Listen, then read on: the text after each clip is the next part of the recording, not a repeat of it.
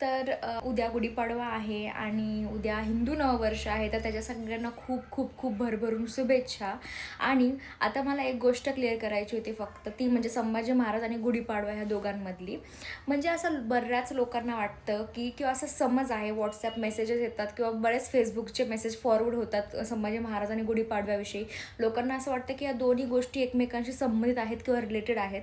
तर त्याविषयी मला असं सांगू वाटेल की जेव्हा औरंगजेबाने क्रूरतेने संभाजी महाराजांची हत्या केली होती संभाजी महाराजांची, त्यानंतर त्यांनी असा आदेश दिला होता की त्यांचं जे शिर आहे ते एका भाल्याला उलटं लटकून त्यांनी गावभर मिरवण्याचा किंवा महाराष्ट्रभर फिरवण्याचा आदेश दिला होता.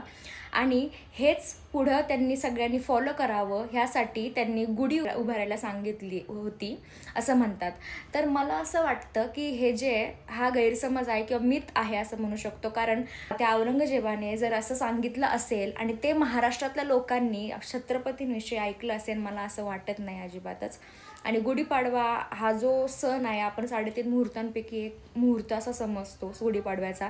आणि संभाजी महाराजांच्या मृत्यूमुळे असं त्यांनी जे क्रूर हत्या केली होती ते आपण फॉलो करायला जर त्यांनी सांगितलं असतं, त्याला आपण मुहूर्त असं घोषित केलंच नसतं. पहिली गोष्ट म्हणजे एवढंच बोलेन की गुढीपाडवा हा प्राचीन काळापासून साजरा केला जातो आणि संभाजी महाराजांच्या क्रूर हत्येचा आणि गुढीपाडव्याचा दोन्हीचा काही संबंध येत नाही.